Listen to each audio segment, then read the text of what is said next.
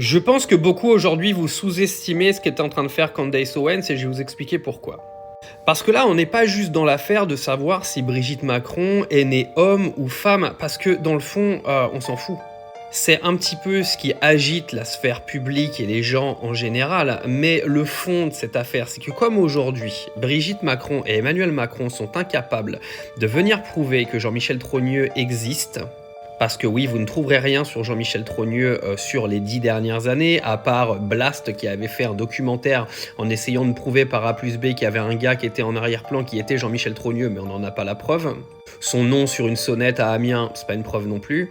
Enfin bref, c'est pas le sujet. Le problème, c'est que le silence assourdissant du couple présidentiel va emmener des journalistes indépendants comme Candace Owens à aller fouiller dans des sphères que l'Élysée devrait clairement éviter de mettre aux yeux du grand public.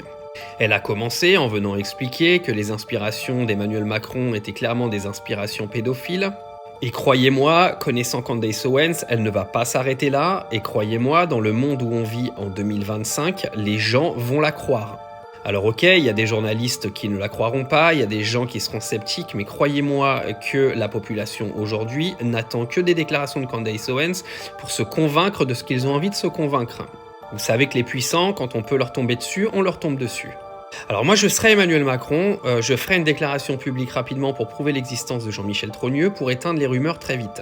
Parce que sinon ça risque de très vite déraper et les conséquences à l'international pourraient être absolument dramatiques parce qu'on sait déjà que sur le plan diplomatique, la France a perdu énormément d'influence. Mais si aujourd'hui vous avez l'intégralité de l'opinion publique internationale, parce que Candace elle touche l'intégralité du monde, elle touche pas que le monde francophone, qui va découvrir que le couple présidentiel a des amis pédophiles, qu'il y a d'autres dingueries qui pourraient sortir dans les prochains épisodes de Candace Owens, la réputation de la France va être cataclysmique.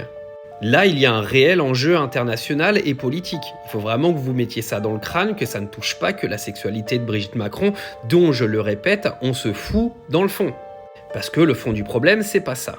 Le fond du problème, ce sont des mensonges d'État. Le fond du problème, c'est qu'aujourd'hui, la France risque de se ridiculiser encore plus qu'elle ne l'est au monde, aux yeux du monde, pardon.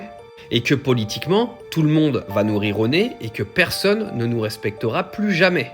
Ça en va de la réputation de la France, ça en va de la réputation des gouvernants de ce pays, ça en va de la réputation des gens pour qui vous avez voté pour 2 mandats.